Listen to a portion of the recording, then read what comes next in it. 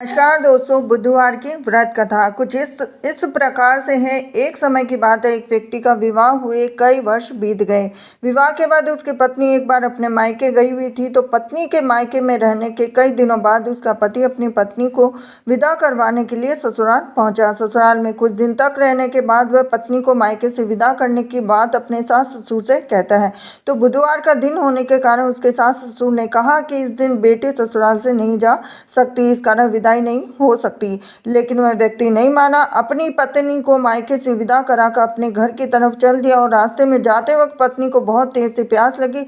तब पति पानी की तलाश में इधर उधर भटकने लगा। काफी देर के बाद जब वह पानी लेकर वापस लौटा तो उसने देखा कि पत्नी के पास उसी की वेशभूषा में कोई अन्य व्यक्ति पत्नी के संग बैठकर बातें करता हुआ दिखाई दिया। अब दोनों व्यक्ति आपस में लड़ने लगे। पहले व्यक्ति ने गुस्से में अपने दूसरे व्यक्ति से पूछने लगा कि वह कौन है, क्यों उसकी पत्नी के साथ बैठकर बातें कर रहा है। फिर आपस में लड़ने लगे।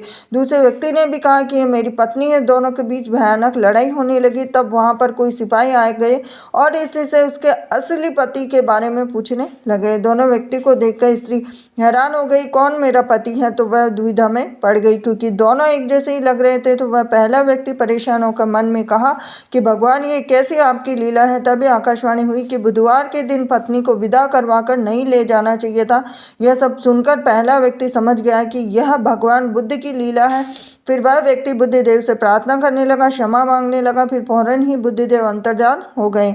अब उस व्यक्ति को अपनी पत्नी मिल गई। तभी से हर दिन बुधवार के दिन भगवान गणेश की पूजा करने लगे और व्रत करने लगा। ये थी आज की बुधवार की व्रत कथा। हरे कृष्णा।